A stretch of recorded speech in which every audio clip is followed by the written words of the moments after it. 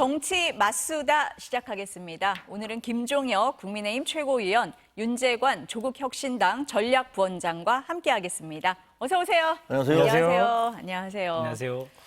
의대 증원을 둘러싼 의정 갈등이 이제는 윤한 갈등, 윤석열 대통령과 한동훈 대표의 갈등으로 번지는 모습입니다.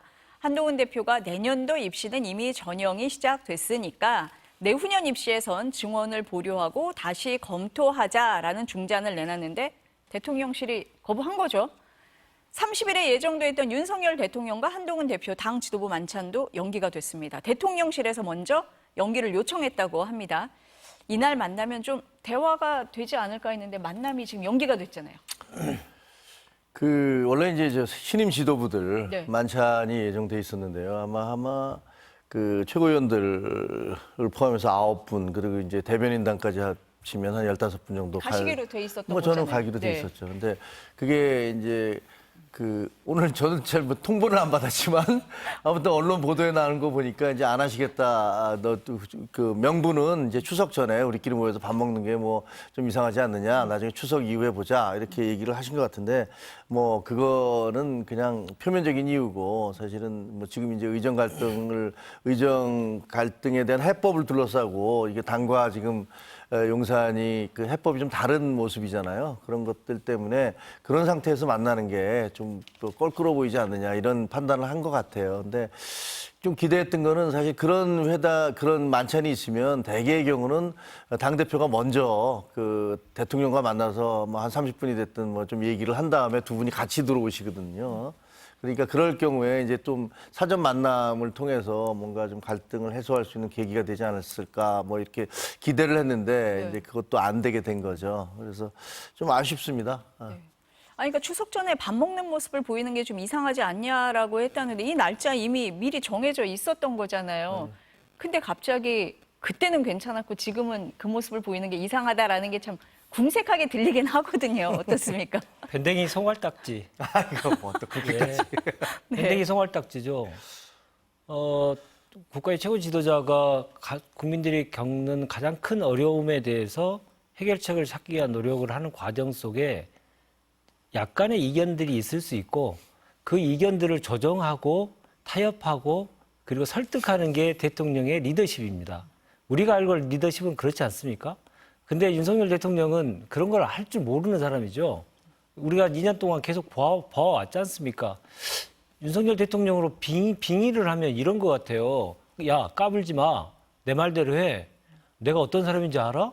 이런 식으로 민주국가에서 대통령에서는 전혀 그동안 볼 수 없었던 대통령상, 군주국가나 독재국가의 리더십을 계속 보여주고 있는 모습이 지금 계속 노출되고 있는 겁니다. 특히나 또 이게 심각해 보이는 것은, 주례 회동 비슷하게 형식으로 해서 고위 당정 협의를 계속 하고 계시잖아요. 그러니까 국민들 앞에서 사진도 찍으시고 다 하지 않아요. 그러면 고위 당정 회의 때는 왜 이런 것들을 서로 사전에 상의해서 불협화음들을 없애게 하는 노력들을 하지 않고 이 밖에서 이렇게 계속 떠들면서 국민들을 더 복창을 터지게 하는지 정말 이해할 수 없습니다. 그러니까 대통령의 설득의 리더십이 전혀 보이지 않고요. 대통령의 리더십이 붕괴됐고 당정 간에 협의할 수 있는 의사소통 구조, 거기서 파괴됐다.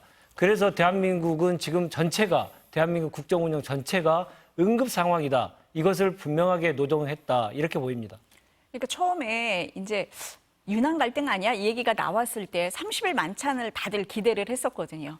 이렇게 갈등이 있어도 그날 만나서 좀 밥 먹으면서 얘기하다 보면 풀리지 않겠어? 그리고 최고위원님 말씀하신 것처럼 대통령과 한 대표가 좀 따로 만나서 얘기를 하지 않겠어라고 했는데 그냥 연기를 한다고 하니까 아예 얘기할 생각이 없나 이렇게 보이기도 하거든요. 아니 뭐 얘기할 네. 생각이 없는지 여부는 뭐 제가 알 수는 없지만 네. 어쨌든 지금 이제 껄끄러운 상황에서 뭐 만나는 것 자체가 부적절하다고 판단을 한 것 같아요. 그건 뭐 아까 말씀드린 대로 네. 뭐 그냥 갔으면 더 좋았겠다. 약간 좀 이렇게 협량하다는 얘기를 들 수가 있잖아요. 그러니까 그런 것들이 별로 이렇게 좋아 보이지는 않기 때문에 그랬으면 좋았겠다는 생각이 들지만 그건 뭐 제가 결정하는 것이 아니니까. 네. 어디 감히 내 말대로 해. 아이, 뭐 그렇게까지 얘기를 해요.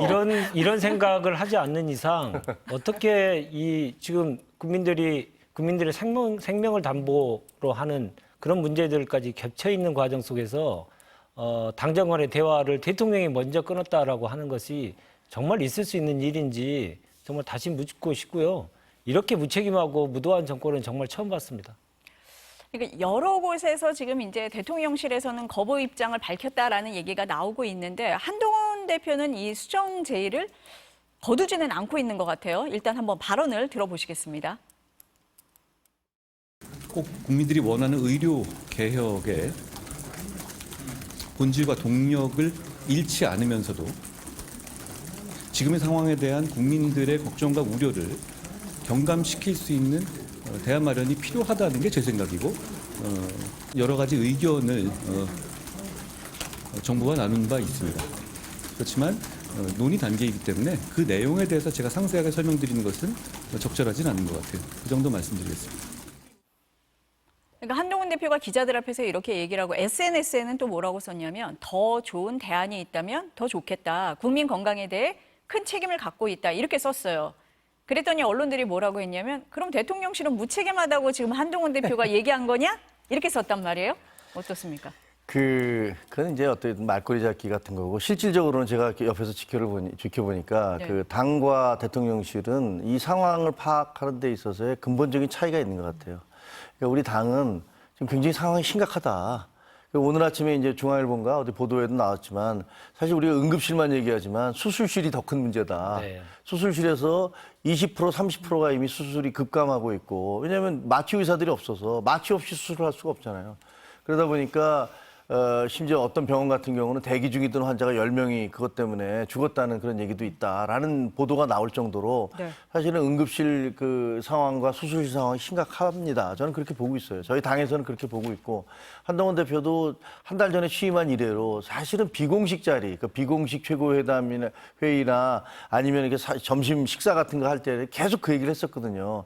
이걸 어떻게 해결하면 좋을까? 이거 굉장히 문제가 발생하고 있는데 이러다 더 큰 문제가 생기면 어떨까?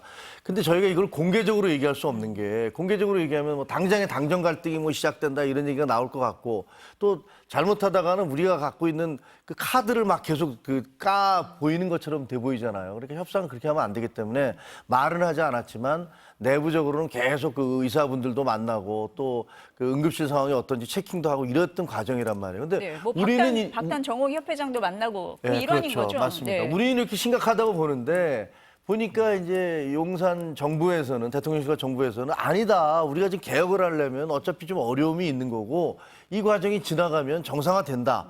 라고 이렇게 얘기하는 이 두 가지의 근본적인 차이가 있는 것 같아요. 바라보는 관점이 다른 거예요. 그러다 보니까 이제 계속 거기서 이제 충돌이 벌어지는 것 같은데 저는 개인적으로는 이렇게 생각합니다. 이 목적이 아무리 그 정당해도 수단이나 방법이 그게 올바른 과정을 거치지 않으면 문제가 생기거든요. 예를 들면 우리가 현행범을 잡았다 하더라도 예를 들면 미란다 원칙을 고지하지 않았다라든가 불법적인 정보 수집을 통해서 뭐 범죄 정보를 획득했다든가 이러면 이게 증거로 채택이 되지 않잖아요. 그러니까 민주주의 사회에서는 점점 더 갈수록 어떤 목표가 정당하다 하더라도 그 과정 자체가 설득력이 있어야 되는 건데 이번에 이제 이 의대 증원을 놓고는 목적은 분명히 정당하죠. 20년 동안 한 명도 안 늘었어요. 그리고 모든 정부가 그걸 폭탄 돌리게 하고 있었던 거예요. 그러다가 이번 정부에서 이게 터지게 생겼으니까 이거를 증원을 하는데 그 목표가 옳다고 하더라도 그것을 가는 과정, 그러니까 그 의사들과 만나서 공청회를 열거나 대화를 하거나 어떤 방법을 이렇게 찾아가는 과정이 그게 없었기 때문에 이게 논란이 되고 있는 거거든요. 그래서 이런 문제가 있다는 거하고 아까 말씀드린 대로 기본적인 상황에 대한 인식이 다르다. 그리고 목적이 정당하다 하더라도 그 과정에 대한 어떤 정당성이 좀 부족했던 거 아니냐. 그리고 세 번째 이게 제일 중요한데 사실 응급실 숫자가 뭐 408개인데 뭐 3개밖에 지금 뭐 문제가 있는 게 아니고 다 정상화될 거고 뭐 이렇게 얘기를 하잖아요. 근데 코로나 때 메르켈 총리가 그런 얘기를 했어요. 지금 뭐 5만, 10만 저렇게 숫자상으로 코로나 환자가 그 기록되지만 저것은 숫자가 아니다. 저것은 우리의 이웃이고 형제다. 저거를 숫자로 보면 안 된다. 이런 얘기를 했었잖아요. 마찬가지로 이건 국민 건강과 관련된 문제이기 때문에 이거는 뭐 그 숫자가 뭐 의사들의 숫자나 혹은 뭐 환자들의 숫자나 대기하는 시간이라든가 이런 걸로 얘기해서는 안 된다고 생각해요. 이거는 우리 국민들의 건강이고 국민들의 생명입니다. 그래서 조금 더 어떤 명분보다는 실질적으로 국민들의 삶, 건강 이런 것들을 중시하는 태도가 필요하겠다 이런 생각을 합니다. 네, 여당이 국민 눈높이를 맞추기 위해서 많은 노력을 하신 거에 대해서 매우 환영하는 입장입니다. 그러나 좀 많이 늦었죠. 지금 의료 공백이 있는 게 지금 6개월째지 않습니까? 그 전부터 모든 야당들이 그런 얘기를 했습니다. 전공의가 사라지면 의료 공백은 피할 수 없는 길이고, 그러니 사회적인 데이터 협업을 해야 된다고 계속 주장을 했고, 그렇게 하기 위한 노력을 하자라고 제안까지 했습니다. 총선 직후죠. 근데 국민의힘은 어땠습니까? 지도부가 이제 붕괴되면서 그에 대한 합리적인 대안을 전혀 내놓지 못했죠. 그리고 전당대회 과정 속에서도 의료 공백에 대한 이 시그널이 계속 왔습니다만은 그때 어떻게 해결할 것인지에 대한 집권 여당의 이 대표를 하겠다는 분들이 서로 간에 토론하고 논쟁하는 모습도 보이지 않았습니다. 지금이라도 늦었지만 그러한 대안이라도 제시하신 거에 대해서는 평가합니다만은 좀 늦었다, 많이 늦었다, 타이밍은 늦었다 이렇게 말씀드릴 수밖에 없습니다. 특히나 용산을 더욱더 강하게 비판하고 싶은 이유는 총선 직후에 사회적인 데이터 협업이 필요하다. 그 사회적 대화 기구를 만들자라고 하는 제안에 대해서 아니다. 너네들은 끼지 마라. 용산이 다 알아서 할 테니까 대통령실이 알아서 할 테니까 남들은 다 참견하지 마라. 이렇게 하면서 대통령 직속 의료개혁 특위를 만들어서 거기서 논의하겠다고 했는데 지금 6개월이 지난 시점 지금에 무슨 얘기를 들어본 적이 있으신가요? 하나도 없지 않습니까? 이러니 무책임하다는 얘기를 들을 수밖에 없는 것이죠. 지금 전공의가 차지하는 비율이 의료 현장에서 한 40% 정도 차지한다고 합니다. 전공의 숫자가 계속 줄어들고 있는 문제에 대해서 몇 달 전부터 계속 시그널을 보냈다는 사실, 그리고 그거에 대한 답변을 안 하는 과정 속에서 현실적인 의료 공백이 나왔다는 사실, 그 사실 자체부터 먼저 인정하시고 대국민 사과부터 하시고요. 대통령은 저도 국정운영에 참여하면서 대통령의 리더십은 어디에서 힘을 발휘하는가 많은 지켜보면서 많은 생각을 한 적이 있었는데요. 절반은 설득이었습니다. 대통령의 힘, 대통령이 가지고 있는 권위, 이런 권력, 이거 가지고 본인이 하고자 하는 것을 다 하기에는 민주국가에서는 그건 쉽지 않습니다. 하기 위해서는 끊임없는 대화를 하고 그리고 설득을 해야 되는데 그 설득의 과정, 아까 지적하셨듯이 설득의 과정이 6개월 동안 용산이 전혀 하지 못했고 그 역량을 발휘하지 못했기 때문에 이제는 특단의 대책을 세워야 된다. 용산만 믿고 있다가는 우리 국민 다 죽게 생겼다. 이런 말씀을 꼭 드리고 싶습니다. 앞서 김종영 최고위원이 대통령실하고 당의 인식의 차이가 있다고 말씀을 하셨어요. 근데 그게 당뿐 아니라 의료 현장에서 또 국민들도 똑같이 얘기를 하고 있거든요. 그러니까 응급실 뺑뺑이 얘기를 다 하고 있는데 대통령실에서는 관리 가능하다라고 얘기를 계속해요. 이런 인식의 차이는 어디서 나온다고 보세요? 대통령의 인식에서 벗어나면 바로 잘릴 거니까 대통령의 주파수를 맞추는 거죠. 제대로 보고가 안 되고 있다 이런 말씀이신가요? 제대로 보고는 저는 대한민국의 공직사회가 그 정도 썩지 않았다고 생각합니다. 제대로 보고는 하겠죠. 근데 그것을 현실을 인식하지 않을 겁니다. 아까 말씀드린 대통령의 생각을 빙의해야 한다는 건 바로 그런 이유들 때문입니다. 아무리 그런 보고가 제대로 올라온다 하더라도 그 상황, 그거에 대한 팩트를 인정하지 않는 것이고, 내가 하면 다 옳은 것이지, 왜? 너는 반대하면 너는 반국가 세력이야. 이렇게 사회를 그리고 세상을 바라보는 인식이 완전히 양분되어 있고 극단적으로 갈라치기에 능통하신 분이기 때문에 그런 것들이 눈에 보이지 않을 것이다. 저는 그렇게 생각합니다. 아까 그 사안이 네. 그러니까 지금 이제 보면 이 사안을 놓고 네. 그러니까 이게 개혁인데 개혁에는 어떻게 볼까 고통이 따르지 않느냐 이렇게 생각할 수도 있잖아요. 한덕수 총리가 그렇게 얘기를 뭐 했죠. 그렇게 얘기를 예, 하시는데 했죠. 예. 그리고 또 이제 과거에 이제 역사적으로 보면 영국의 대처 수단 같은 경우에는 그 탄광 노조가 불법 파업을 계속할 때 그걸 뭐 테러도 벌어지고 사람이 죽고 그랬는데 그걸 버텨내서 결국 영국 병을 고쳤다라는 얘기를 듣기도 하잖아요. 그리고 미국에서는 레이건 대통령이 예를 들어서 조종 관제사들이 파업을 했는데 그 불법 파업에 대해서 그것을 아주 강력하게 대응을 해서 이겼다. 그래서 결국은 미국의 어떤 그 똑같은 일이 반복되는 걸 막아냈다라는 얘기도 하긴 하는데 이거는 좀 다른 것 같아요. 이거는 기본적으로 불법적인 행동을 통해서 한 것은 아니잖아요. 그 불법적인 행동에 대한 어떤 대응이 아니고 예를 들면 의사분들이 사표를 내는 것들은 어떻게 보면 항의의 표시긴 하지만 그걸 불법이라고 얘기를 할 수는 그렇죠. 없지 않습니까? 자기가 안 하겠다는 걸 강제로 끌어다 뭐 시킬 수는 없는 거 아니에요. 그러니까 아니 의사가 어떻게 그럴 수 있어라고 얘기를 비난을 할 수는 있습니다. 히포크라테스 어디 갔어? 이렇게 얘기할 수는 있습니다. 그러나 그것을 불법이라고 얘기할 수는 없어요. 그리고 이것 자체가 뭐 그분들이 불법적인 행동을 시작해서 먼저 된 것이 아니라 오랫동안 쌓였던 어떤 정책적인 그 뭐랄까 시한폭탄 돌리기가 이번에 터지게 된 거거든요. 그러니까 좀 더 세밀하고 그리고 좀 더 어떻게 보면은 이제 세련되게 이런 것들을 접근했어야 되는 게 맞아요. 그래서 이 사안을 단순하게 우리가 개혁을 하려고 하는데 그걸 반대하는 반개혁 아니냐라고 바라보는 거는 좀 무리가 있다. 그리고 이거 어차피 고통이 따르는 거, 그 개혁을 하다 보면 고통이 따르는 거 아니야? 비행기는 좀 못 타도 갈 수 있어요. 그리고 탄광노조 파업해갖고 약간 뭐 조금 춥게 겨울을 지낼 수도 있어요. 그렇지만 사람이 아프고 중증 환자가 생기고 수술을 해야 되면 그건 그렇게 할 수가 없잖아요. 그러니까 그런 사안들 만약에 정부 내에서 이 사안이 무슨 개혁인데 그 개혁에 대해서 반대하는 거 아니냐. 그러니까 우리는 그 고통을 넘어가야 된다라고 그렇게 생각을 하신다면 조금 관점을 좀 바꿔야 될 필요도 있다라는 생각을 합니다. 여야가 인식이 이렇게 잘 접점을 찾는 게 일치합니까?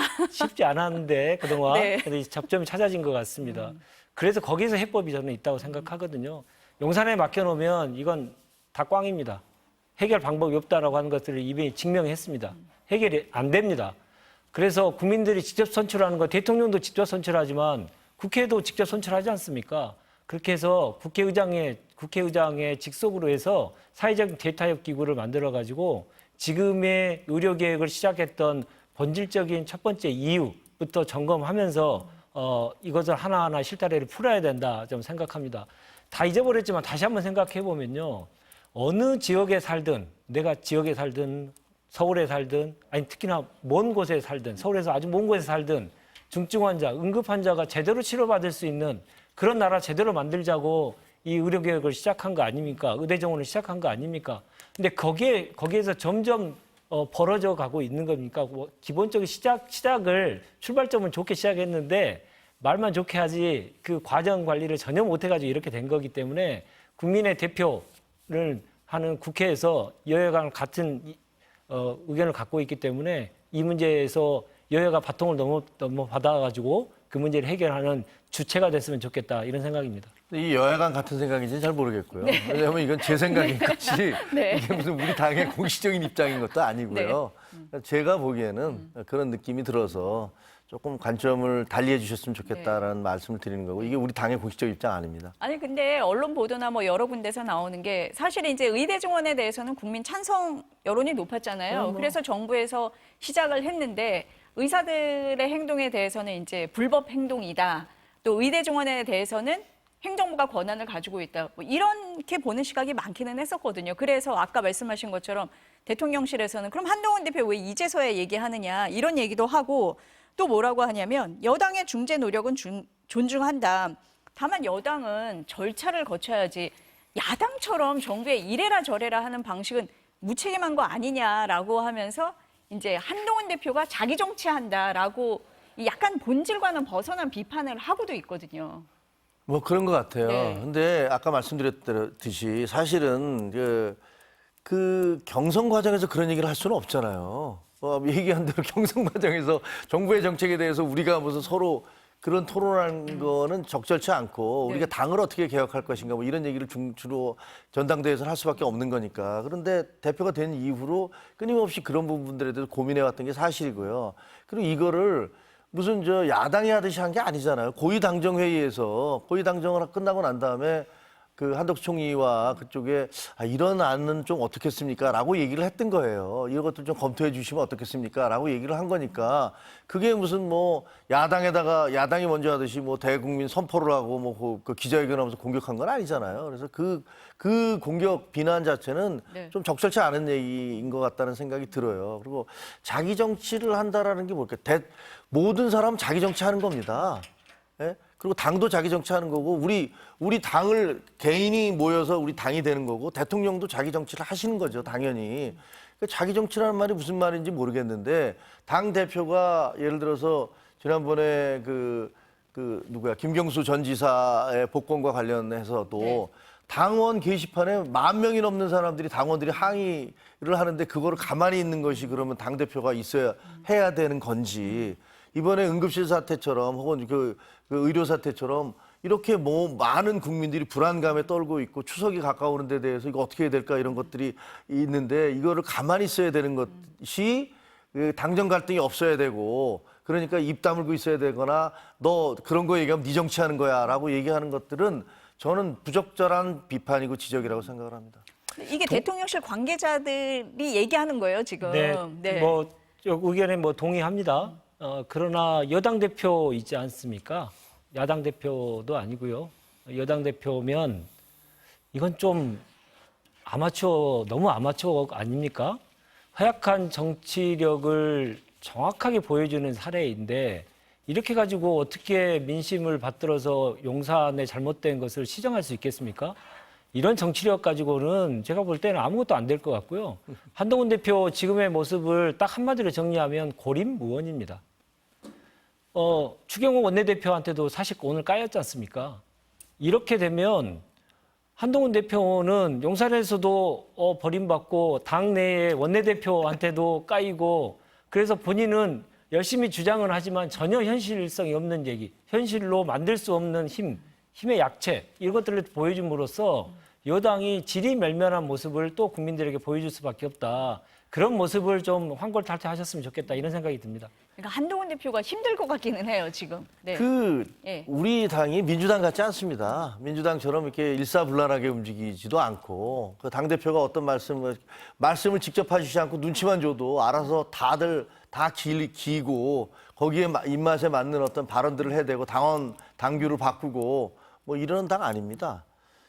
저희 아까 용산에서부터 버림받고 무슨 추경호 원내대표 까이고 뭐 아주 그런 단어를 쓰셨지만 굉장히 어려운 건 사실이에요. 어려운 건 사실이고 일단 뭔가 용산 대통령실에서 주장하고 있는 인식이 완전히 다른데 그렇지 않습니다. 현실 인식은 우리 쪽에서 보니까 이런 문제가 있어요라고 얘기하고 있는 거 아닙니까? 그런 갈등이 있는 것도 맞습니다. 네. 그리고 추경호 원내대표가 코로나 때문에 이따가 오셨기 때문에 사실 그 내용을 전혀 지난번 최고회의 때도 오시지 못했으니까 잘 알지 못하실 거예요. 근데 사전에 그걸 다 이렇게 구체적으로 얘기할 수 없었던 것은 이 안 자체가 확정된 안이 아니고 이거는 정부 측에 이런 안이 있는데 어떠십니까? 라고 얘기를 한 거예요. 그래서 만약에 그쪽에서 긍정적 사인이 나오면 아마 분명히 우리 쪽에서 원내대표, 정책위의장, 최고회의에서 모여서 야, 그럼 이제 이걸 어떻게 구체적으로 해보자라고 나왔을 거예요. 그 단계까지 안 간 건데 이게 보도가 되면서 막 터져나오기 시작한 거예요. 그러니까 추경호 원내대표가 이제 코로나로 좀 쉬고 계시다가 나오셔서 기자들이 이제 물어본 거죠. 네, 그렇죠. 얘기 들으셨냐? 이렇게 물어보니까 한동훈 대표가 의대 중원과 관련해서 상의는 안 했다. 말씀하신 것처럼 그러면 그렇게 인정을 한다 하더라도 뭐라고 하셨냐면 대표에게 얘기는 좀 들어봐야겠지만 정부 방침에 동의한다. 이렇게 얘기를 했단 말이에요. 그렇죠. 저는 그럴 수 네. 있다고 생각을 합니다. 그러면은 이게 당내 조율이 어려운 거 아니냐 이렇게 보이거든요. 그러니까 이 안 자체는 당에서 결정하는 건 아니에요. 여야가 일단은 그럼 결정하는 건 아니고. 한동훈 대표의 의견이라고 봐야 됩니까? 저는 한동훈 네. 대표와 그다음에 그때 이제 여러 가지 우리 최고위원 중에서 인요한 최고위원도 계시고 한지아 대변인도 의사하고 네. 이렇게 해서 이런 분들을 중심으로 해서 오늘 이제 또 보건복지위의 의원들을 만났다고 만나시잖아요. 하시죠. 네. 그러니까 이 결과적으로는 결국은 이것을 해결해야 될 주체는 정부인 게 맞아요. 법을 만들어서 하는 건 아니니까. 네. 정책인데 근데 그런 부분들에 있어서 어떤 안들을 제시하고 이걸 해결해 보자는 것들을 던진 건데 네. 이게 이렇게 갈등의 양상으로 전개되는 게 저는 참 안타까워요. 오히려 다양한 의견이 있는데 네. 우리가 이거 좀 잘 해보겠다 이런 식으로 나갔으면 훨씬 더 국민적인 지지를 받았을 것 같아요. 근데 고립무원 지경이고 어렵다 대표가 맞습니다.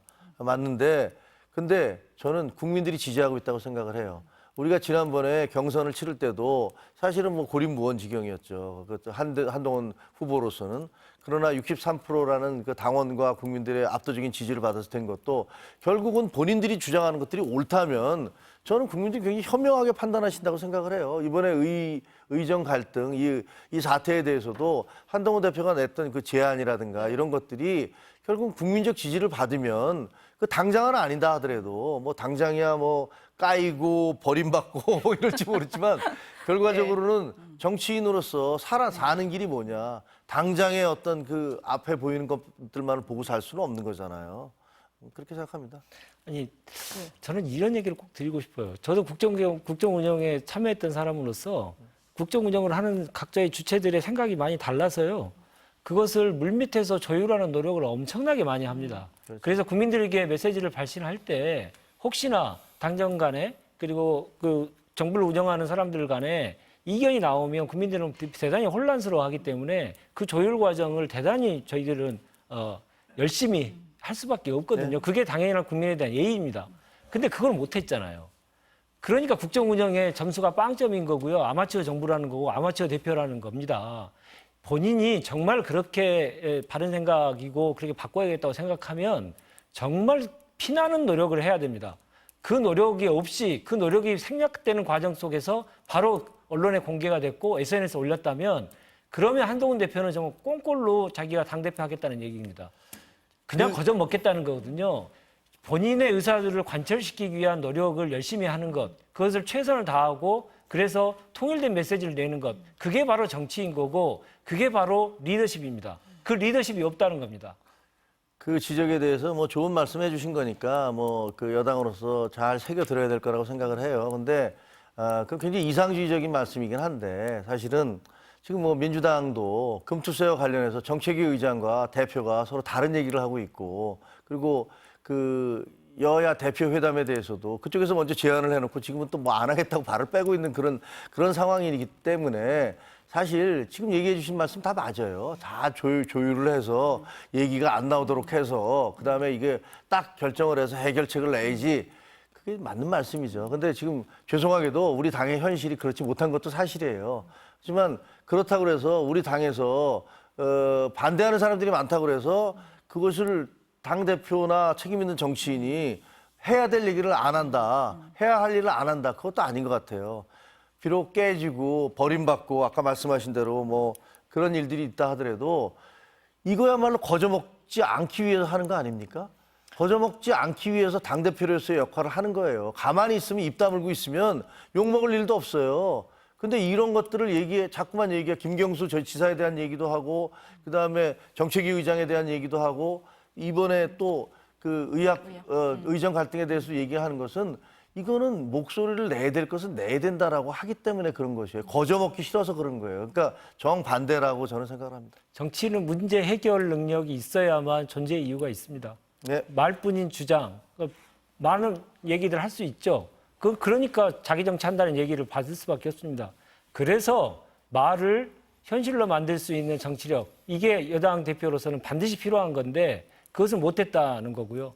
특히나 다른 분야도 아니지 않습니까? 국민의 생명, 아까도 말씀하셨듯이 지금 수술실을 못 가가지고 그 기다리는 과정 속에서 운명을 달리하신 분들이 엄청 많지 않습니까? 이렇게 국민의 생명을 가지고 얘기하는 거에 대해서 그렇게 책임감 없게 나의 주장을 하는 것 뿐이다. 내가 꼭 해야 될 일을 했을 뿐이다. 이렇게 얘기하기에는 지금 국민이 처한 위기 상황이 너무 급박합니다.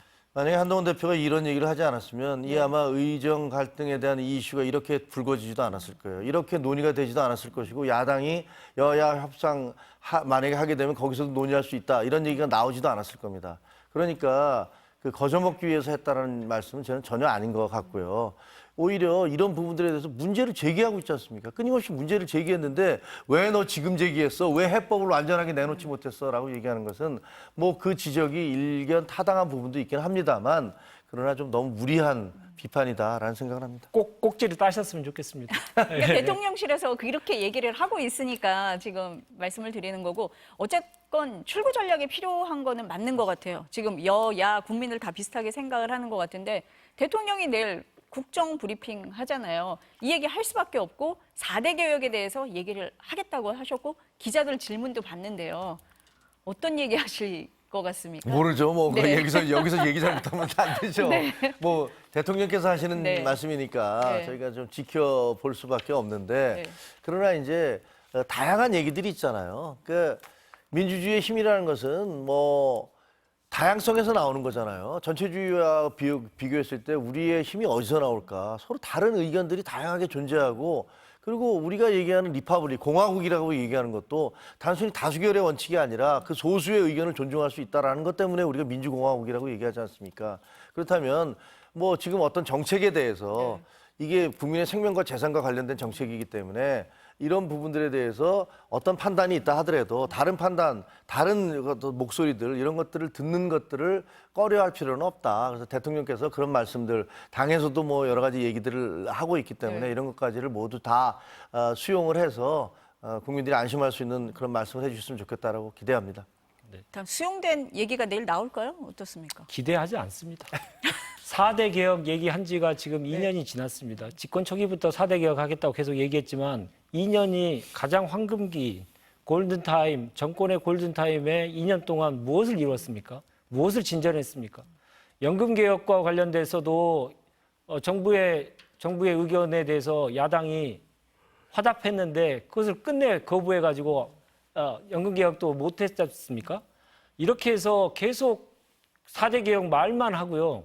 본인이 필요할 때만 얘기 꺼내고 끝나고 나면 아무것도 없이 희지부지되고 이런 것들이 지금 3년째 계속 반복되고 있는데 집권이 이제 후반기로 가는데 무슨 힘으로 그걸 하시겠다는 겁니까? 집권 초기에 하시는 것도 쉽지 않은 일을 못했는데 이제 와서 하시겠다고요? 이렇게 기대하지 않고요. 또 하나 꼭 말씀드리고 싶은 것은 대통령은 많은 대화가 내일 있을 거라고 예상합니다만은 대통령이 꺼리는 주제도 언론이 질문하고 그에 대한 답변을 하는 그러한 진정한 소통의 과정들이 필요한데 내일 진짜 그렇게 할 수 있을까? 독도 문제에 대해서, 루라이트 문제에 대해서, 김문수 노동부 장관의 인사에 잘못된 점에 대해서 그런 문제들에 대해서 정확하게 국민들과 인식을 가시하는 대통령의 발언이 나올 수 있을까? 전혀 기대하지 않는 것이죠. 대통령은 자기와 생각이 다르면 다 반국가 세력이지 않습니까? 다 적이지 않습니까? 내일 새로운 반국가 세력이 또 출연해서 검찰 너희들 거기 가서 그 사람들 때려잡아야 된다. 이렇게 해서 시그널을 주는 그런 기자회견 되지 않기를 바랄 뿐입니다. 그게 너무 너무 과도한 일반화를 하신 것 같고요. 근데 제가 이제 내일 기자회견에서 바라는 거는 기자들한테 바라는 겁니다. 저도 기자 출신이기 때문에 날카로운 질문을 해주세요. 그리고 그 하나만 하는 질문 하지 마시고요. 그리고 팔로우업을 했으면 좋겠습니다. 네. 예를 들면 질문을 했는데 답변을 했어. 그럼 거기에 대해서 거기에 대해서 미진하다고 생각되면 거기에 대해서 그러니까 이렇게 추가 질문이 있어야 되는데 우리의 오랜 전통은 뭐냐면 질문 하나 이렇게 그 구색 맞추기식으로 쫙 기자들 놓고서 한 번씩 질문하고 끝나요. 내 답변에 대한 답변이 아닌데 그러면 미국이나 다른 외국들을 보면은 한번더 하게 대통령님 팔로우업 그러면 다른 사람들이 다 손들었다가도 질문한 사람이 this is follow-up 그러면 다 손을 내려요. 그리고 그 사람에게 한 번 더 기회를 줘서 물어보게 하거든요. 그러니까 심도 있는 얘기가 나오는데 그 문재인 정부 때도 마찬가지였어요. 똑같아요. 질문을 해놓고 대통령이 동문서답해도 그걸로 끝나요. 그거 아니잖아요. 네. 그러니까 그렇지 않은 명실상부한 기자회견. 그래서 참 우리 기자회견에서 대통령과 기자들이 정말 치열하게 논쟁을 하네. 멋지네. 이런 얘기 나올 수 있는 그런 기자회견 됐으면 좋겠습니다. 네, 거기까지는 다시 한번 바라지도 않고요. 시나리오가 없는 기자회견만이라도 했으면 좋겠어요.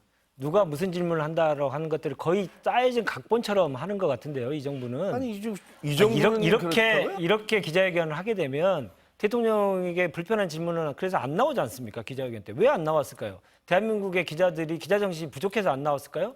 대통령실에서 조율을 해가지고 그런 것도 못하게 만들고 하게 되면 그건 여러 가지 사실관계를 확인하고 불이익을 줄 말씀하셔야 수고 돼요. 그럴 수 있는 가능성이 있기 때문에 그동안 불편한 질문이 잘 안 나왔다라고 하는 국민들의 비판이 있는 겁니다. 그래서 그런 비판이 다시 바뀌지 않기 위해서는 시나리오 없이 기자들에게 질문할 권리, 저대로 질문할 권리를 주는 기자회견이 됐으면 좋겠다. 그렇게 기대해 봅니다. 이 부분은 제가 꼭 반론을 해야 되겠는데 이게 첫째 사실관계에 대해서 정확치 않은 걸 말씀하고 계세요. 예를 들면 짜여진 시나리오에 의해서 한다.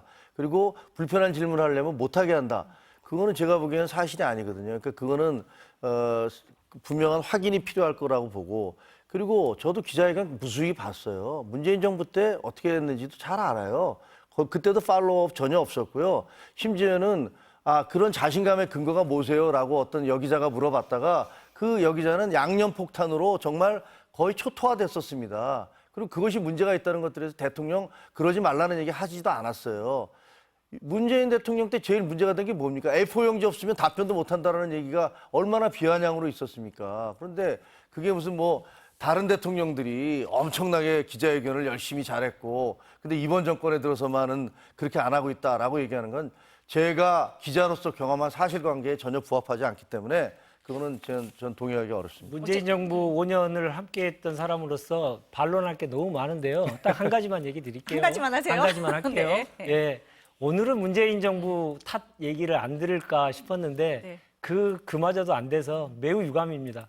그리고 말씀하셨던 내용들은 다 거의 사실이 아닙니다. 그 말씀만 드리겠습니다. 일단 내일 기자회견이 있는 거고 국정브리핑이 있는 거니까요. 내일 너무 기대 이렇게 접지 마시고 확인을 해보시죠. 내일 한번 보세요. 기대를 안 해요. 기대 안 해요. 그래야 더 낫습니까? 한껏 기대를 했지 않습니까? 총선 전에도 디올백 문제에 관련돼서 네, 또 알았습니다. 다른 문제에 관련돼서 대통령이 진솔한 대화를 할 거라고 생각했는데 본인만 옳고 나머지는 네. 다른 의견을 가지고 있는 사람도 다 나쁜 사람 취급해버리지 않습니까? 그런 네. 모습을 너무나 오랫동안 봤기 때문에 기대를 안 한다는 겁니다. 내일은 한번 지켜보시죠. 네. 이재명 대표가 퇴원을 해서 당무에 복귀했는데 이 의대 증원 관련해서 얘기를 했어요. 먼저 들어보시겠습니다. 의사 정원 2,000명 올리겠다. 그 2,000명의 근거가 대체 뭡니까? 2,000자에 집착했다는 그런 이상한 소문까지 있지 않습니까? 그렇게 할 게 아니라 합리적인 계획을 세워서 또 5년 안에 10,000명을 늘리겠다. 이럴 게 아니라 10년간 목표로 좀 분산할 수도 있지 않습니까? 대책은 얼마든지 있을 수 있다. 이 말씀 드립니다. 또 뭐라고 얘기했냐면 정부가 한동훈 대표의 제안을 검토해봐야 한다. 편을 들었습니다.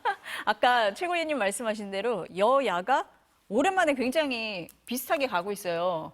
그럼 당대표 회담 열리면 이 얘기는 뭐 충분히 논의되지 않겠습니까? 글쎄 뭐 논의할 네. 수도 있지만 네. 결과적으로는 그 집행의 주체는 정부이긴 한데요. 그러게요. 예, 근데 네. 저는 이재명 대표 저 말씀은 상당히 감사하긴 한데 네. 근데 상당히 숟가락 얹기다라고 생각을 합니다.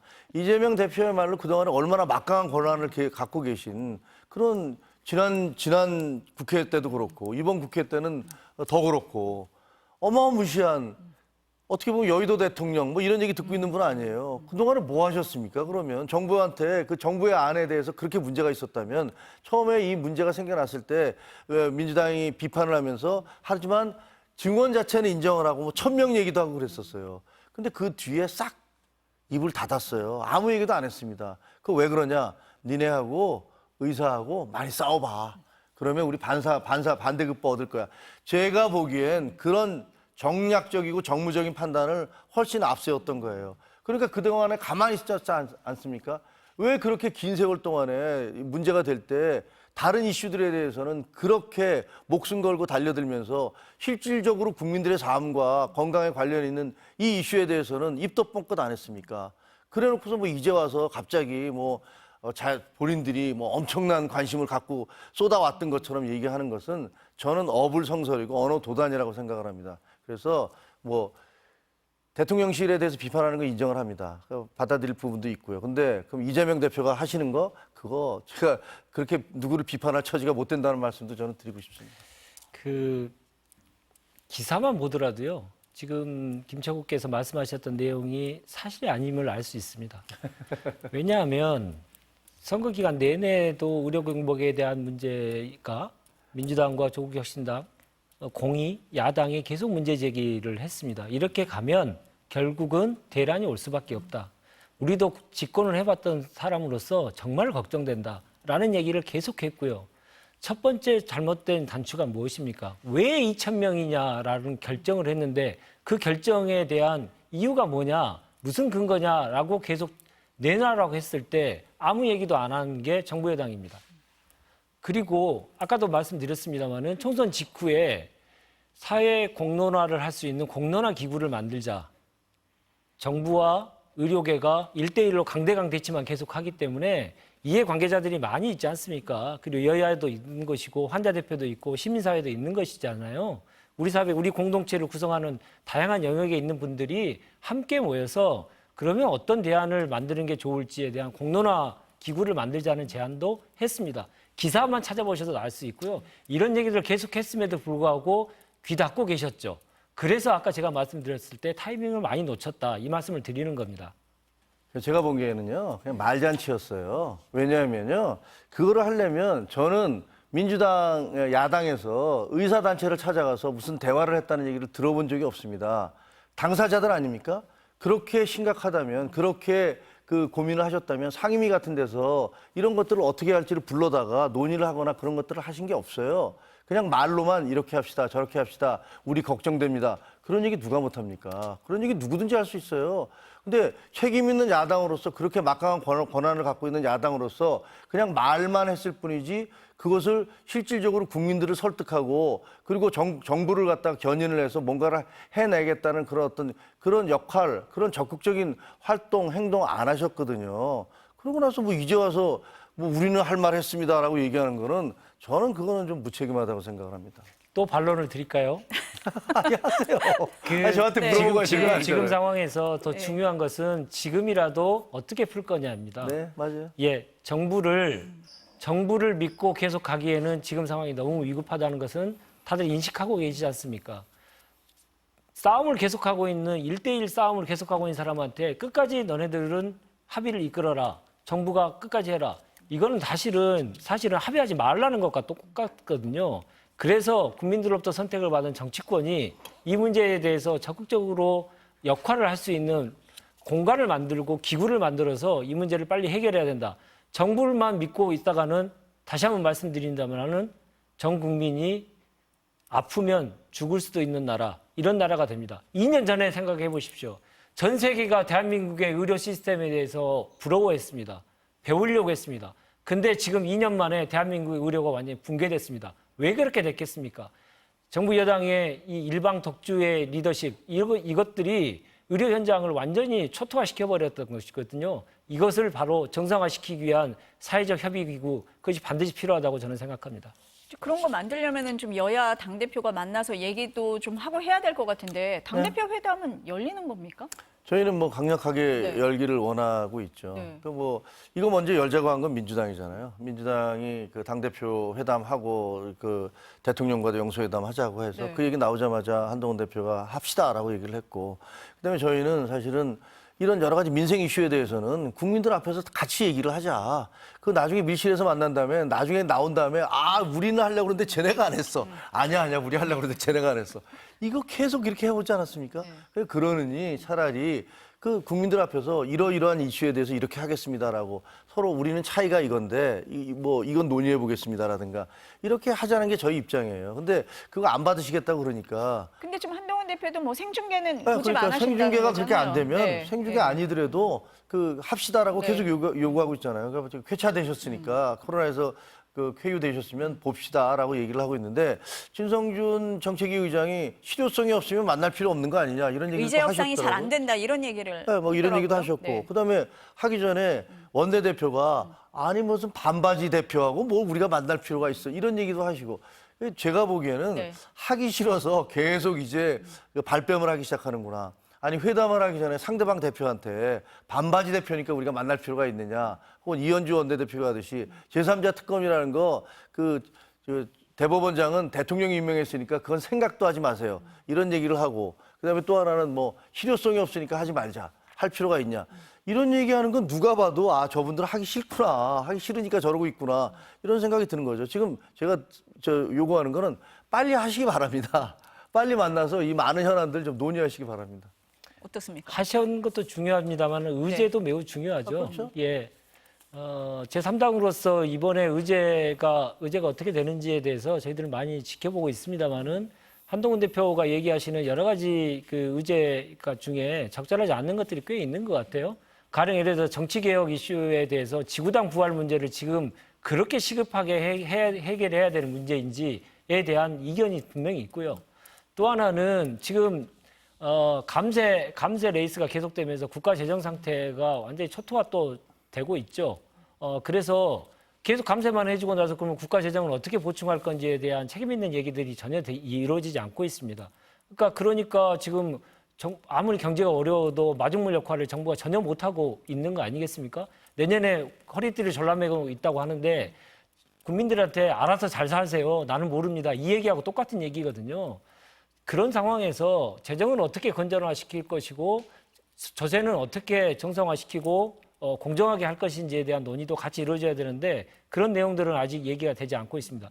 그러나 한 가지만이라도 제대로 된 진척이 있었으면 좋겠는데 의정 갈등의 문제, 이런 문제들은 빨리 풀 문제이기 때문에 여야가 빨리 만나야 된다고 저는 생각합니다. 국민들이 지금 다 지켜보고 있으니까요. 어서 만나시기를 바라겠습니다. 네. 마지막으로 한 말씀. 아니요. 제3당의 입장에서 뭐 네. 얼마든지 하실 수 있는 네. 얘기고, 그거는 뭐, 그 지구당 부활은 이재명 대표가 대표 수락연설에서부터 얘기하신 거라는 것들을 말씀드리고요. 네. 그다음에 뭐 여러 가지 조세 문제도 있습니다만, 금투세 그리고 금투세 폐지 혹은 그 완화하는 거나 그다음에 종부세, 상속세 부분은 이재명 대표가 본인이 하신 말씀들이에요. 그러니까 그런 부분들도 이제 만나서 얘기를 할 수 있을 거다라고 생각을 합니다. 말씀을 들어보니까. 말씀 나온 김에 네. 금투세 한 가지만 짧게만. 네.